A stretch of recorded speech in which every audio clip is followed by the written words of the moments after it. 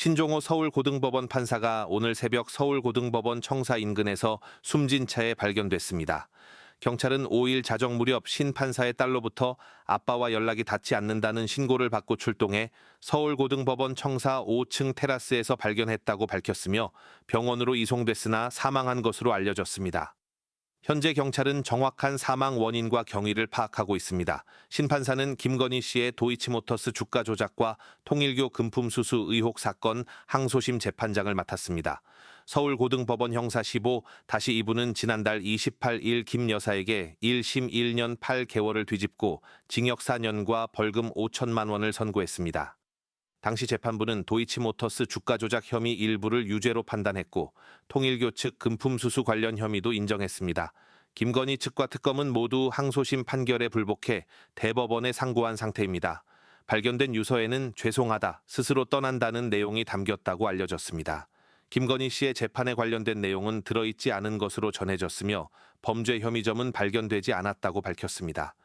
조사가 진행 중인 만큼 관련한 구체적인 내용은 아직 확인되지 않았으나 큰 파장이 일 것으로 예상됩니다. 시세 조정을 위한 자금 및 이 사건 미래에셋 대우 기자를 제공하였으며 통정 매매에 의한 시세 조정 행위에 가담하는 등 포괄일체 관계에 있는 범행의 일부를 실행하였고 피고인이 2011년 1월 13일경 정산을 거쳐 공모관계에서 이탈한 이후에도 다른 공모범들의 이 사건 시세 조정 행위는 2012년 12월 5일까지 계속되었는 바 피고인은 이에 관해서도 공동전범의 죄책을 부담하게 됩니다. 이러한 시세조정 행위는 단일하고 계속된 범위로 일정 기간 계속하여 행해진 것이므로 위 행위에 대하여 포괄하여 하나의 자본시장법 위반죄가 성립한다고 보아야 하고 위 행위로 인한 범죄 행위의 종료 시기는 다른 공범들이 범행을 마친 2012년 12월 5일경으로 보아야 합니다. 그런데 그 공소시효 10년이 도고하기 전인 2021년 10월 25일경부터 이 사건 공소사실에 피고인의 공범으로 적시된 이모 씨 등에 대해서 순차로 공소가 제기되었고 그 유죄 판결이 2025년 4월 3일 확정되었으며 민모 씨에 대하여 그 이전이 2022년 12월 15일 공소가 제기되어 현재 항소심 계속 중이며 관련 특검법 부칙 제4조에 따라서도 공소시효가 정지되는 이상 2012년 12월 5일경부터 공소시효가 진행된다고 볼 경우 이 사건 공소가 제기된 2025년 8월 29일 기준으로 공소시효가 도과되지 아니하였습니다. 결론적으로 먼저 원심 판결의 무죄 부분 중 자본시장법 위반의 점에 대해서는 공소장 변경으로 인한 직권 파기 사유가 있고 다음으로 이 부분 주의적 공소 사실인 자본시장법 위반의 점 중 앞서 본 무죄 부분을 제외한 부분에 대해서는 유죄가 인정됨에도 급한 시와 같은 이유로 이 부분 공소사실을 무죄, 일부 이유 변소를 판단한 원심은 사실을 오인하거나 법리를 오해하여 판결에 영향을 미친 잘못이 있습니다. 검사의 이 부분 항소 이유 주장은 위 인정 범위에서 이유 있습니다.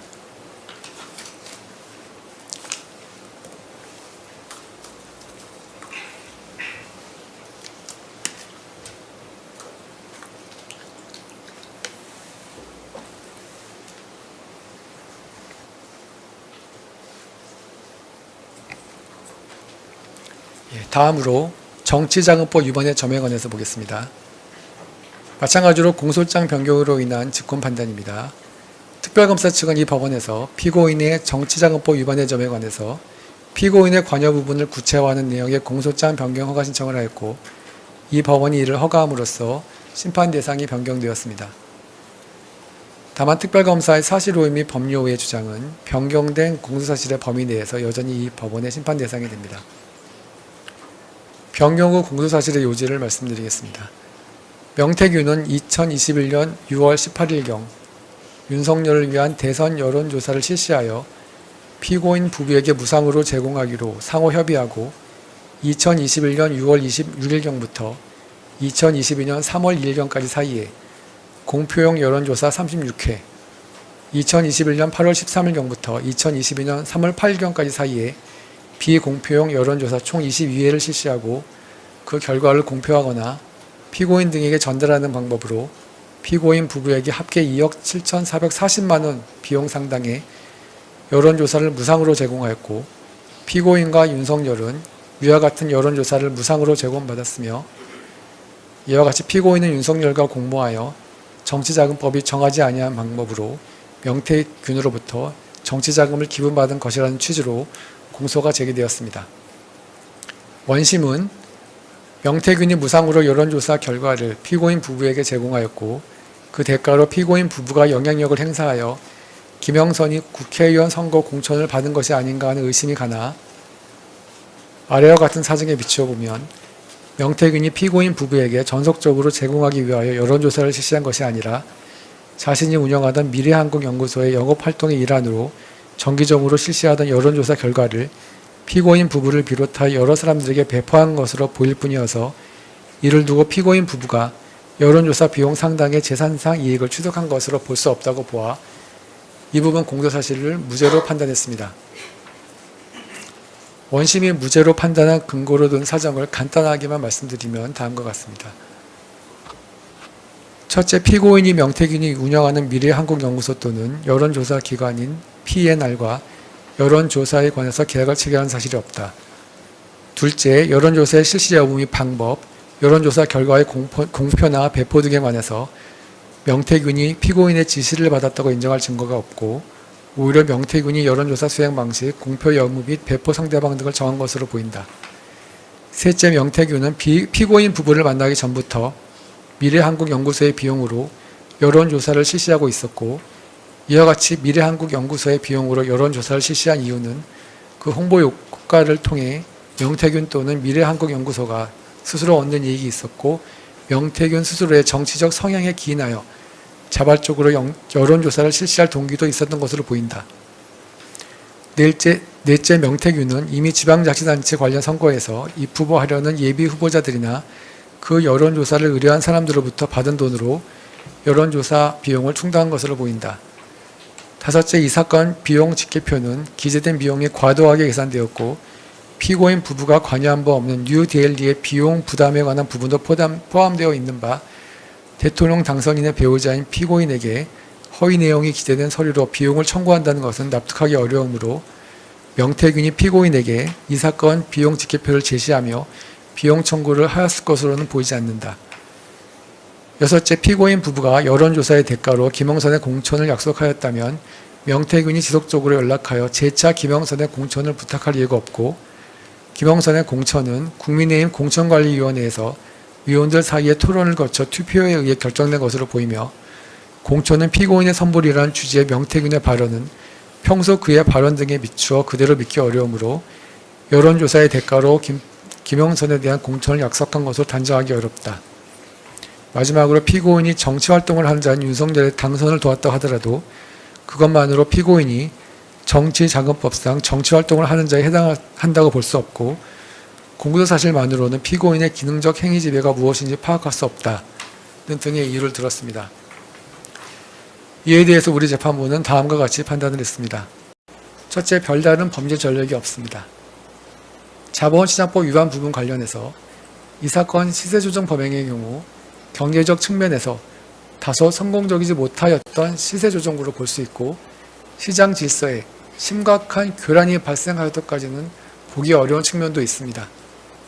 피고인은 범행을 주도하거나 계획하거나 지휘한 것으로 볼 수 없고 미필적 인식하에 범행을 범한 것으로 보이며 범행에 직접적으로 가담한 기간도 비교적 짧습니다.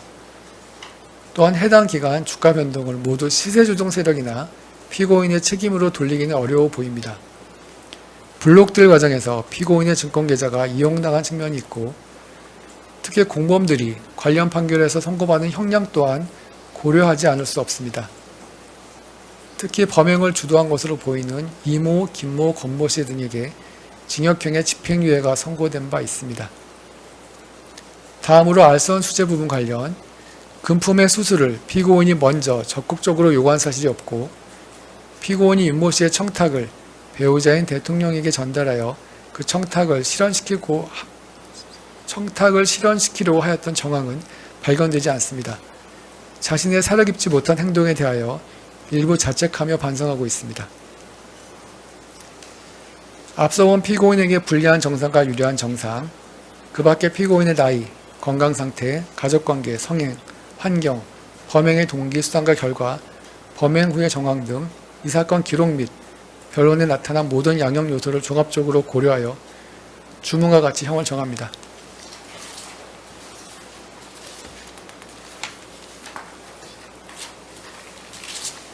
피고인 잠깐 자리에서 주문. 원심 판결 중 유죄 부분과 자본시장과 금융투자업에 관한 법률 위반의 점에 대한 무죄 부분, 이후면서 부분 포함 및 2022년 4월 7일자 특정범죄 가중처벌 등에 관한 법률 위반, 알선 수재의 점에 대한 무죄 부분을 모두 파기한다. 피고인을 징역 4년 및 벌금 5천만 원에 처한다. 피고인이 위 벌금을 납부하지 아니하는 경우 20만 원을 1일로 환산한 기간 피고인을 노역장에 유치한다. 피고인으로부터 압수된 그라프 목걸이 1개를 몰수한다. 피고인으로부터 2,094만 원을 추징한다. 위 벌금 및 추징금의 상당한 금액의 가남을 명한다. 원심 판결 중 정치자금법 위반의 점에 대한 무죄 부분을 파기한다. 이 사건 공소사실 중 정치자금법 위반의 점은 무죄.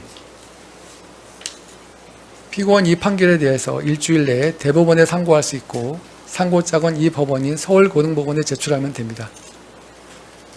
피고인 무죄 부분에 대해서 일간지 등에 공시되기를 원하시나요?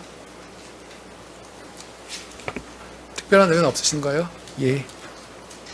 형사보상 안내문은 받아가도록 하시면 됩니다. 이상으로 판결 선고를 마치겠습니다.